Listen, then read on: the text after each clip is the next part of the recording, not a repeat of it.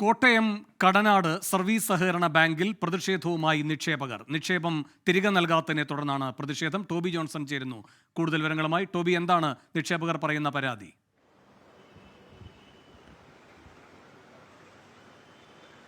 വേണു, കഴിഞ്ഞ കുറേ നാളുകളായിട്ട് ചില സാമ്പത്തിക പ്രതിസന്ധികൾ കടനാട് സർവീസ് സഹകരണ ബാങ്കിൽ ഉണ്ടായിരുന്നു.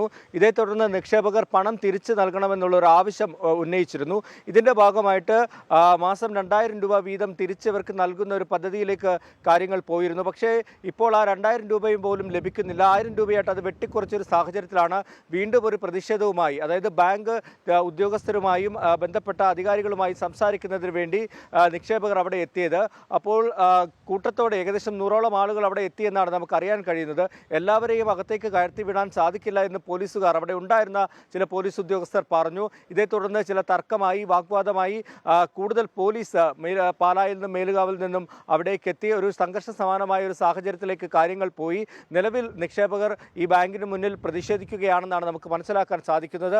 5 നിക്ഷേപകരെ മാത്രം അകത്തേക്ക് വിളിച്ച് ഇതിൻ്റെ ഒരു ചർച്ച നടക്കുന്നുണ്ട്. ഈ നിക്ഷേപം തിരിച്ചു നൽകാമെന്നാണ് ബാങ്ക് പറഞ്ഞിട്ടുള്ളത് എന്നാണ് നമുക്കിപ്പോൾ മനസ്സിലാക്കാൻ സാധിക്കുന്നത്. ഏതായാലും സ്ഥിതിഗതികൾ നിലവിൽ ശാന്തമാണ്. പക്ഷേ ഈ നിക്ഷേപകരുടെ പണം തിരിച്ചു കിട്ടണമെന്നുള്ളൊരു ആവശ്യമാണ് അവർ ശക്തമായിട്ട് ഉന്നയിക്കുന്നത്. വേണു, ശരി. ടോബി ജോൺസണാണ് കോട്ടയത്ത് നിന്ന് വിവരങ്ങൾ നൽകിയത്.